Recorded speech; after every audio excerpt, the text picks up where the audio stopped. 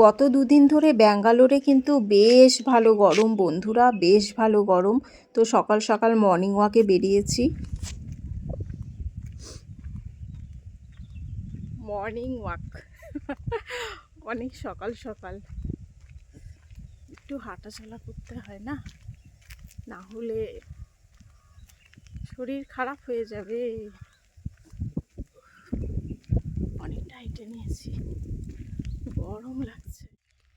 বেশ কয়েক মাস ধরে এখানে বৃষ্টি নেই, প্রায় খরার মতো অবস্থা। তো বাঁশ গাছটা দেখো শুকিয়ে কেমন হয়ে গেছে, একদম শুকিয়ে গেছে। আর সরু সরু বাঁশ এখানে, আমাদের ওখানের মতো মোটা বাঁশ গাছ না, আর মানে বাঁশগুলো মোটা না। আর এখানে দেখো গাছগুলো কীরকম শুকিয়ে গেছে। তো চলো মর্নিং ওয়াক কমপ্লিট, ঘরে ফিরে যাই।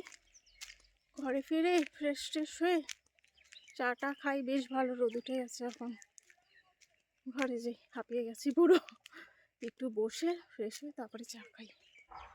চলো আমার সাথে থাকো, দেখতে থাকো রাতনা লাইফস্টাইল। আর চায়ের পর্ব দেখালাম না, একেবারে দুপুরে রান্নায় চলে এসেছি।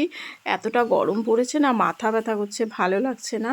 তো দেখো হানির বাবা শাক নিয়ে এসেছিল, তো সেটা কিন্তু হানির বাবাই কেটে ধুয়ে পরিষ্কার করে দিয়েছিল। তো শাক ভাজা করছি রসুন দিয়ে, লঙ্কা দিয়ে। আর নিয়ে এসেছিল দুপুরের জন্য মাছ।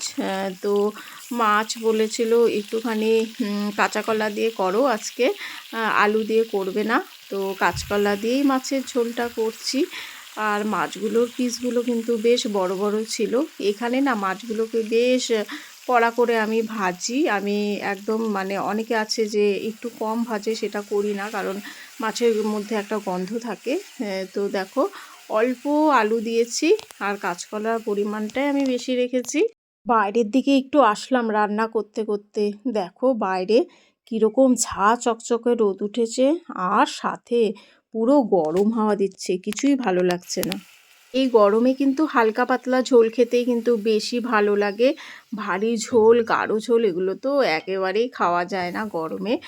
আর গত দুদিন ধরে এত মারাত্মক গরম যে কি বলবো, খুব খারাপ অবস্থা আমাদের।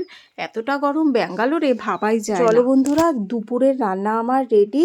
মাছের ঝোল, ভাত, শাক, ব্যাস হয়ে গেল। আর কিছুই ভালো লাগছে না এই গরমে খেতে।